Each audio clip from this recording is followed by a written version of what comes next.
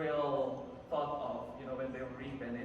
It captures, it encapsulates the entire message of the gospel.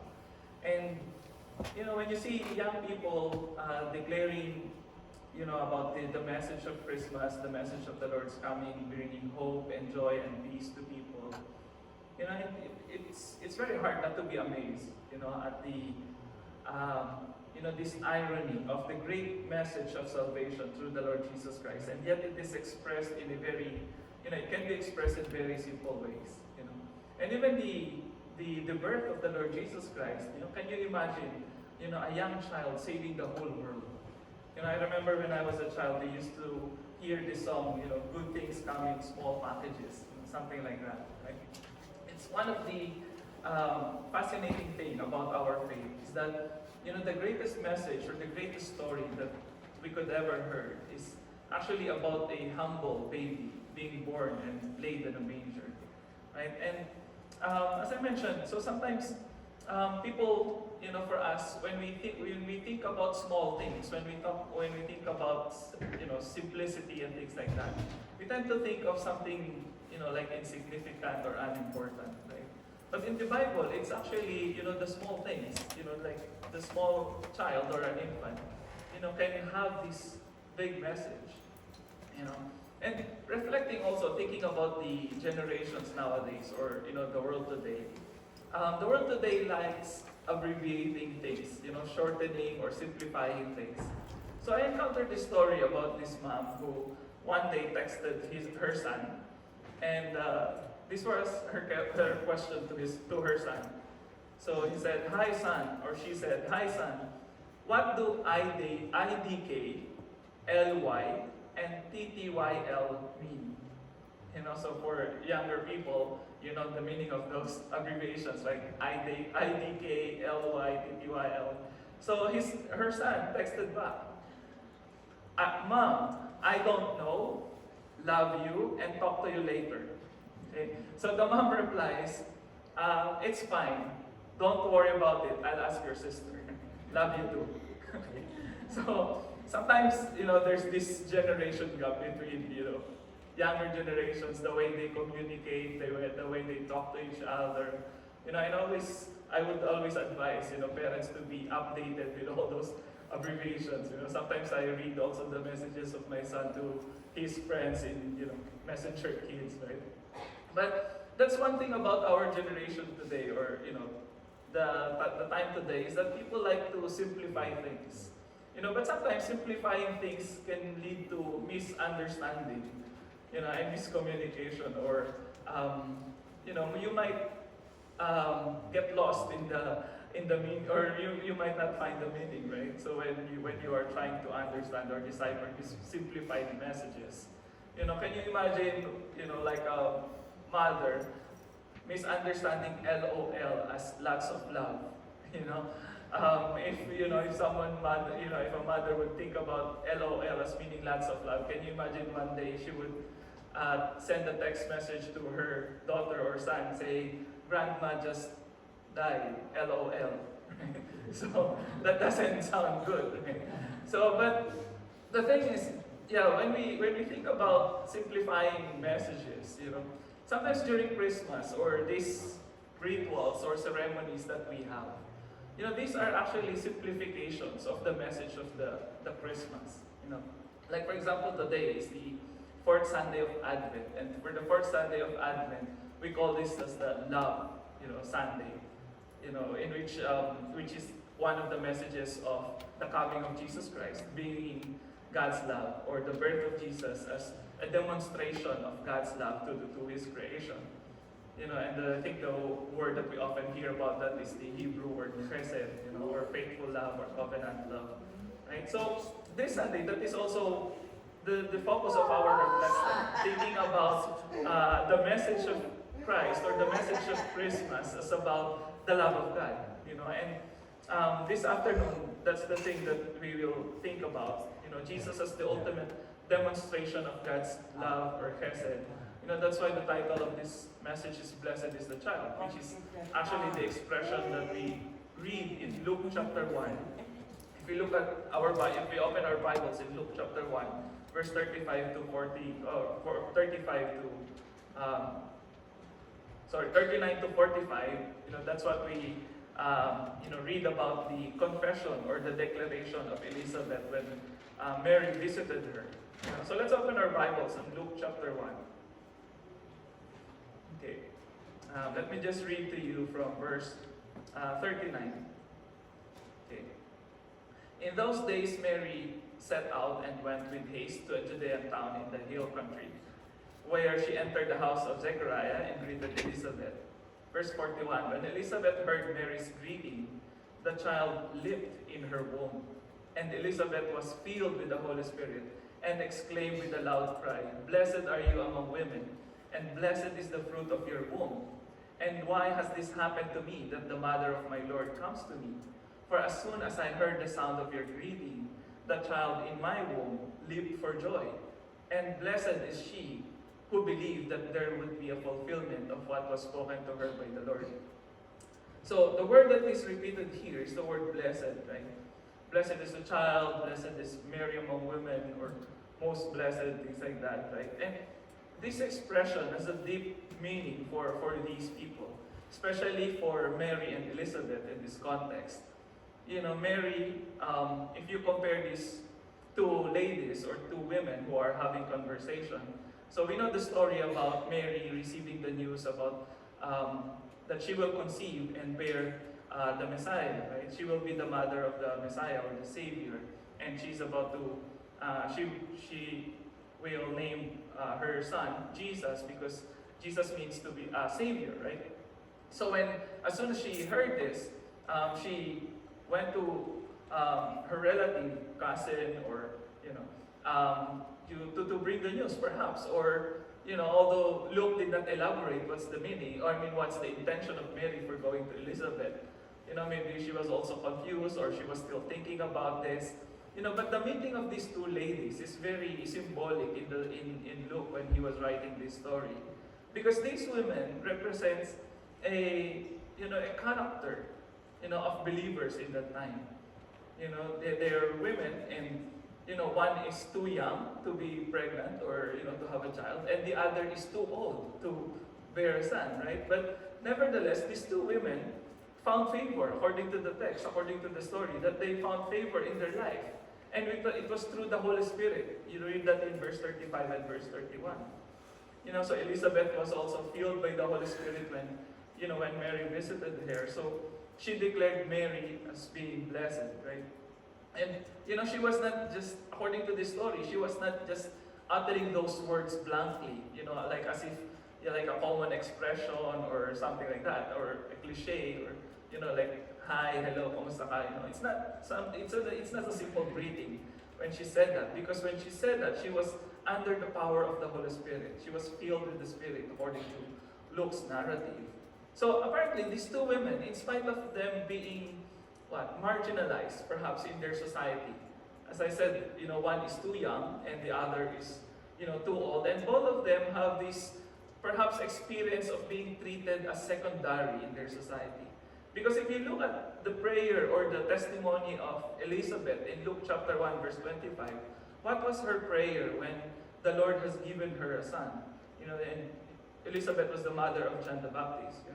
According to her, the Lord has lifted her up, out of her misery, out of her embarrassment.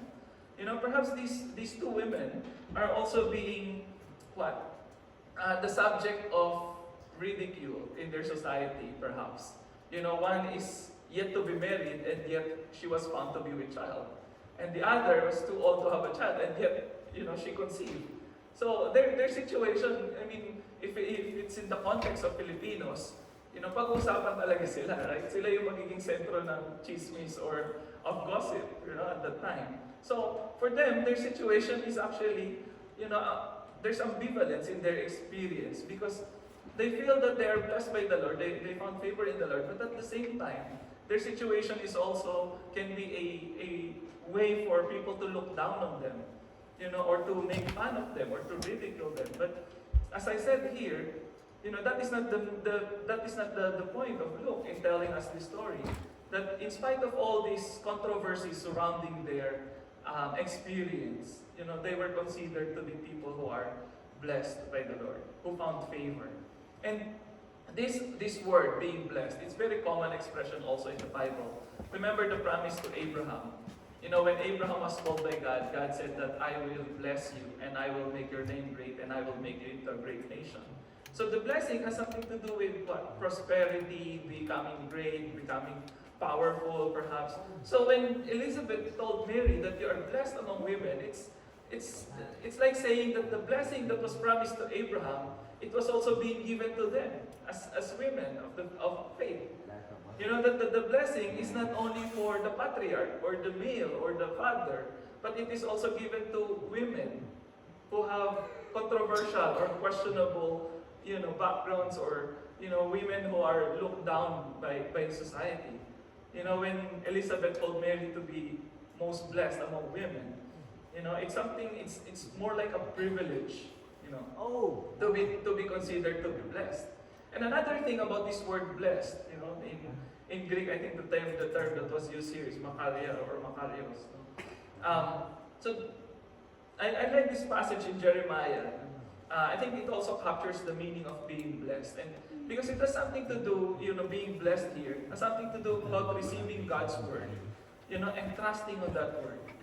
Just like in the words of Jeremiah, in Jeremiah chapter 17, blessed are those who trust in the Lord, whose trust is the Lord. They shall be like a tree planted by water, sending out its roots by the stream. It shall not fear when heat comes, and its leaves shall stay green. In the year of drought, it is not anxious, and it does not cease to bear fruit. So being blessed here in Jeremiah chapter 17 is the mark of God's people. That to be blessed means, just like in Psalm chapter 1, to be blessed means someone who relies and who enjoys, who delights in the word of the Lord, and who trusts on the promises of God. And it seems like Mary and Elizabeth, that is also their experience. Look at Luke chapter 1, verse 37 to 38. When Mary received the word from the angel of the Lord, when she received the message of the Lord through the angel, what was her response? The angel first told Mary, nothing is impossible with God's word. That's the literal meaning, right? But but the response of Mary is equally interesting. She said, "Let it be with me according to your word." And Elizabeth is known to be someone who hopes or who trusts in the word of the Lord, in the promises of God. So these women, they have become models of faith because they have trusted in God's promises. They were considered blessed. They were considered blessed not just because they will become great, or they will be popular, or they will be famous in the world because they will give birth to the two most important figures in Christianity. But they are blessed because they trust on the word of the Lord. They trusted on the promises of God. They trusted on the faithfulness of God to fulfill His word to His people. And this is something, when we look at these two women, again, it's a way of elevating them. It was the women, in contrast to the men in their time, like Zechariah, and interestingly in Luke, Joseph is quiet, in this story of the birth of the Lord Jesus Christ. It's the women who have the voice here, right? Who is mostly speaking, But so it's something that we need to take note of, that these women, again, in spite of their humble position or lowly situation, they were considered to be blessed because they trusted on the word of the Lord. Now, next figure here, or part of the story, is after the story between Mary and Elizabeth, we see the story about Mary and Joseph. Mary and Joseph, they were locally displaced people. As you can see in the story, they have to travel from Nazareth in Galilee, which is the northern part of Israel in their land or in their country. And then they have to travel south, to go to Bethlehem to register because they belong to the family of David. This registration or this census is the way of the Roman Empire to excise taxes or get taxes from people, right? So it's actually, this story demonstrates or shows us how, Israel or the people of Israel were being under the control of the Roman Empire at this point, right? But here, you will notice also that it's not just Mary and Elizabeth who are also considered to be humble, but even Joseph, the father or the future husband of Mary. In spite of him being, part of the line of David or the family of David, he lives in the countryside. He lives in the province or, far from the center of their city. And it seems like, like here, Luke is being like a master storyteller. Luke was connecting the family of Jesus to the lost line of David, Israel's great king. And as I said, unlike any royal family, Jesus' parents were of humble origins. They were in Nazareth in Galilee. When I'm reading this, when I'm trying to reflect on this, it reminds me of our favorite plots. When we watch teleseries in the TV. We Filipinos, we like soap operas, we like Provinciano or mga drama pinapanood nyo.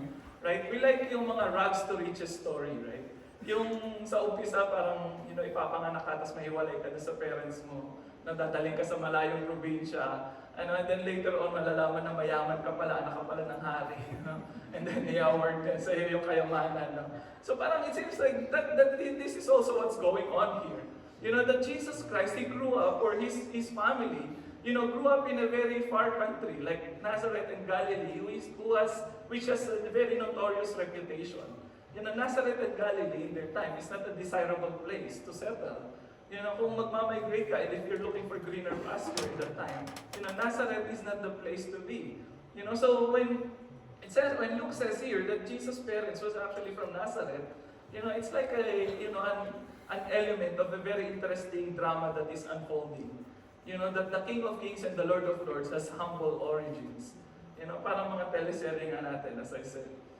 So and another symbolism here that Luke mentioned is that, when Jesus was born, his parents cannot afford, to bring him sa isang hotel or, a sophisticated hospital like St. Luke's or, Civic Hospital perhaps or whatever.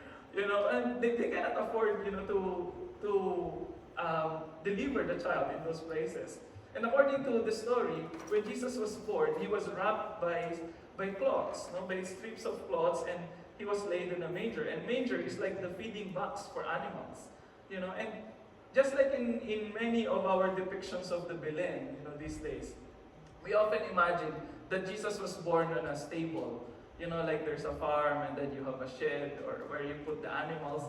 But actually, contrary to the medieval paintings, common medieval paintings that we are seeing, Jesus was most probably born inside a common house of Jewish people at the time, or living in Israel, because the design of their house is just like a square box, right? And then on the first floor, you have there the kitchen, and then you have there the place where you put the animals like goats or donkey, during the night. And the second floor of the house that's where the living area is. That's where the sleeping quarters, the receiving area for guests, the dining. It's on the second floor. And on the third floor, the rooftop, usually there's a guest room there, where some relatives who are coming from far places would visit you for like, maybe a week to 1 month. They can stay there. So it's a guest house. So the translation that there's no place for them in the inn, the meaning there is that there's no place for them, there's no room for them in the guest house or in the family guest room. That's why they have to settle, most probably, on the ground floor of the house. Because the second floor of the house is also most probably full of visitors and people coming to Bethlehem. So when Jesus was born, there was no bed for him. So there's only a box where the animals would eat. So maybe Joseph put some hay there and then he wrapped Jesus in strips of cloth. So that is not a picture of comfort for a king. That is not a picture of luxury for someone who is called Lord of Lords and King of Kings, or someone who is even called Son of God, right? Like the Messiah or like the kings in the Old Testament, they are called sons of God. So that's not the place, where you would lay the Son of God. So what we are seeing here is just like the story of Mary and Elizabeth, the story of Mary, Joseph, and Jesus. They also have a very humble beginning.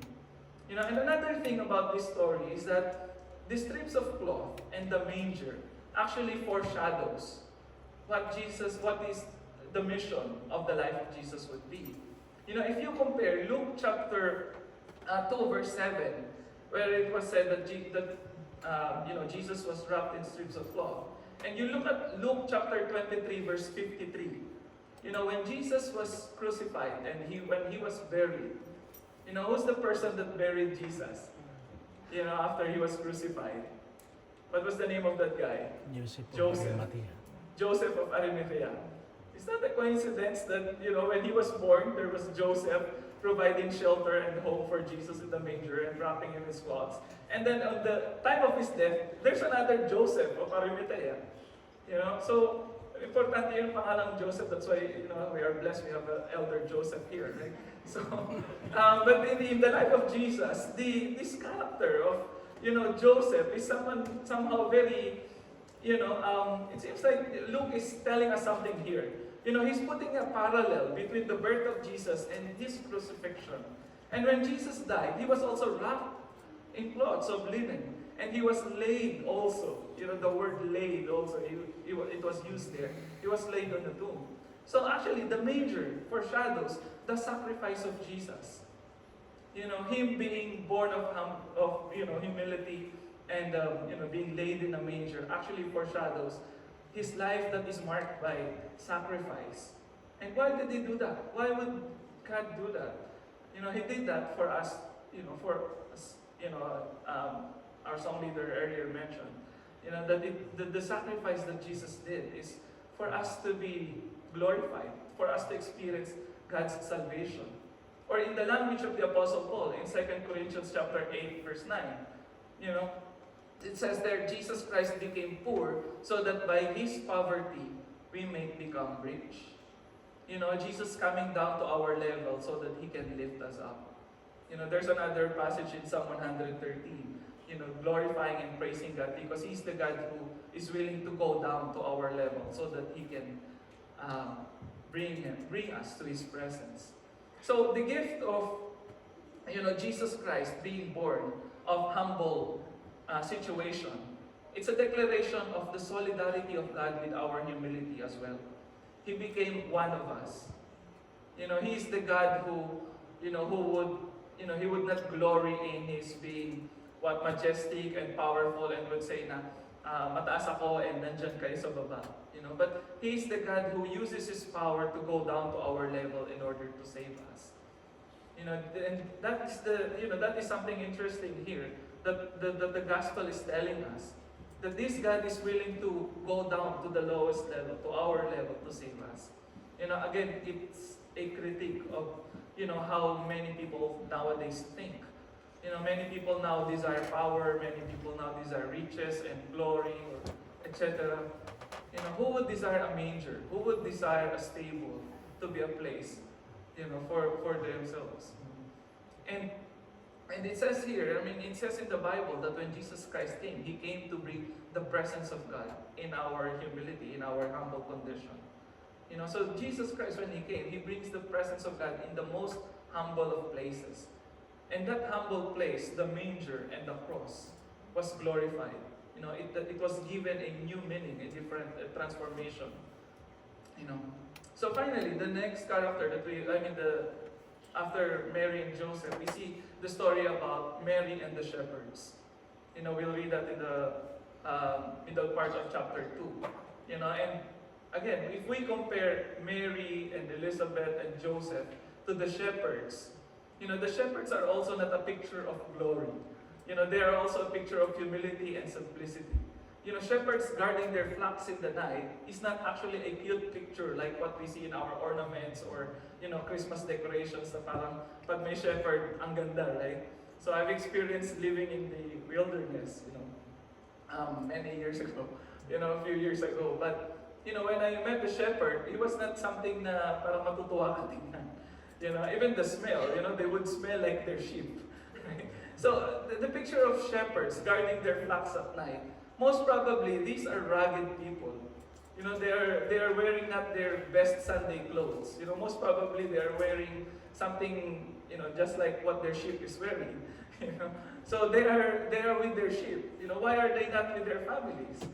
So because these are hired shepherds, to guard sheep at the night. And again, it's not a cute picture actually, but it's a picture of these people are hard workers.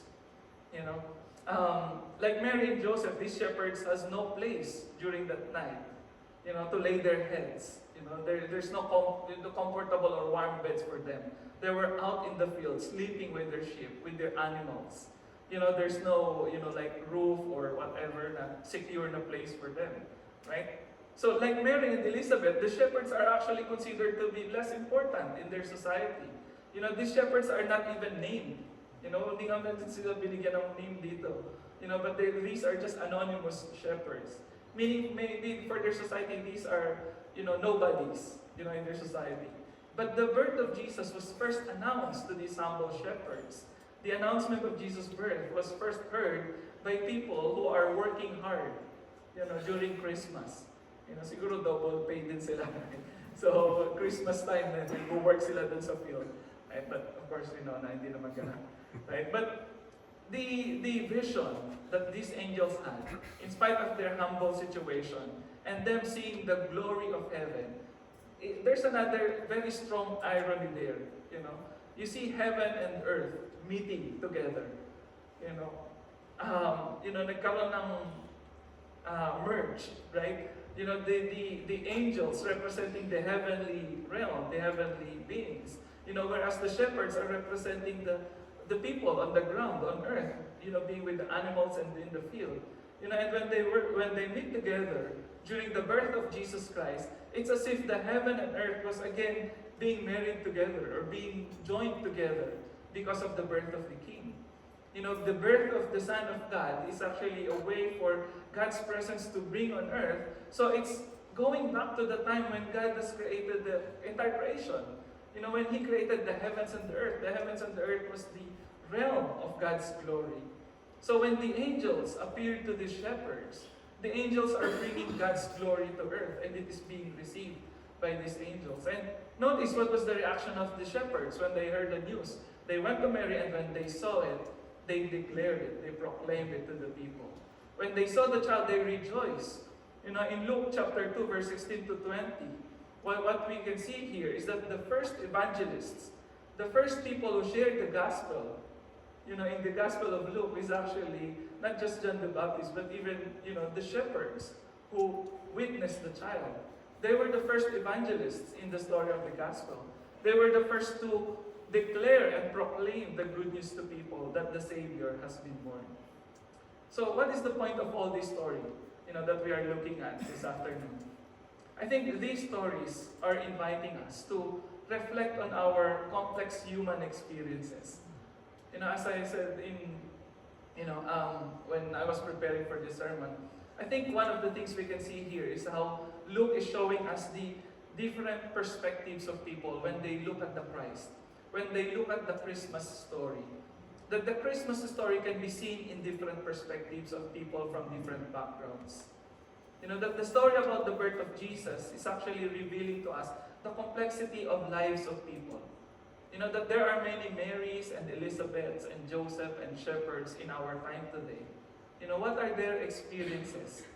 What are our experiences of insecurities or embarrassment or, our, humility also, So if you look at this story and if we are going to reflect on these characters, we can ask ourselves, who are the Marys and Elizabeth among us? Who are the people who may feel that they are less important or they are less significant in the society? Because you're small, because you are young, because you are poor, or because maybe you are old, or sometimes being old or being senior, sometimes it can also be a source of insecurity for some people. When you feel that you're getting older, or when you're having back pains and joint pains, you feel that you are becoming less and less useful and everything. But look at Elizabeth, in spite of her age, and look at Mary, in spite of her youth, or they were considered to be recipients of the Lord's favor. Who are the Marys and Joseph? People who are displaced, people who don't have a home, people who don't have a comfortable bed at night. Who are the people who are looking for shelter, who are looking for the warmth of family, or even a place where they can just relax and, find comfort and enjoy a meal. Who are the shepherds? People who work hard, in precarious conditions, who are experiencing the dangers of the field and everything. These are the people that the gospel is inviting us to visit. As the shepherds were visited by the angels, as Mary and Elizabeth were visited by the Lord, when they were filled with the Holy Spirit. So all these people are waiting to be visited by the Lord. And like the shepherds, we as a church, we are being given this message to preach to people, to bring God's message of peace and joy to the world. So that is the challenge, I think, for the church. To be like the shepherds in bringing this message wherever we go. So as I end, I'd like to, for us to reflect on this question. What is your Christmas story? Anong kwentong Pasko mo? Like, yung para mga bata, ano yung pinaka-namimiss mo? Sometimes, Jen and I would, have these kinds of conversations sa bahay. What is your most memorable story in your Christmas? This Christmas season, I think, one of the things we can think about is that not everyone will have the same kind of celebration that we have. Not everybody will have a nice meal on Christmas. Not everybody will have warm beds on Christmas. Not everybody will be with their families on this Christmas. Not all have gifts and new clothes to wear. Not everyone will have the chance to celebrate, the holidays with fun and, feasting, etc. I think we should also remember those people. Yes, we should be thankful for the blessings we have received. But let us not forget those who cannot enjoy the same privileges that we have. Receiving God's love, this blessed child, is also a calling for us to demonstrate that kind of, divine and unselfish, unconditional and steadfast love to people around us. Especially those who may be feeling deprived of all the blessings that we are receiving. So as I end, this is the gift of Christmas for all of us, I think. The gift of this blessed child, Jesus. Number one, through Jesus Christ, we can experience God's outpouring of His blessings through the power of the Holy Spirit. Just like how Mary and Elizabeth experienced it. The challenge for the church is to always be filled with the Spirit of God, so that we can be sensitive to how God is working in our lives and in the lives of people around us. What miracles from God have we received? What blessings have we received from God? And what are we doing with all these blessings that we have received from Him? The second gift that we have received is the gift of God's presence. Emmanuel, God with us. Jesus brings God's presence in the lives of people. God is with us in our humble condition. In whatever situation we are facing, God is also there. Joining us in our suffering, joining us in our troubles, in our suffering. Do we feel the presence of God in our life? That's another thing that we can think about. This Christmas, how can we feel the presence of God in our meals, in our time with our families? And lastly, the gift of Christmas is also the gift of proclaiming this message of salvation. That God is saving people, that God is transforming conditions and situations of people from humble situation to being glorified, to being saved and experiencing the peace or the shalom or the joy of God's salvation. So have we experienced this gift of salvation? And what are we doing with this? As a church, we need to proclaim this. And proclaiming this message is also a gift. It's a privilege that the church should take advantage of. It's something that is entrusted to us, this message of salvation, just like how the shepherds experience it. So let us pray. Father, we thank you for this time that we can think about the birth of our Lord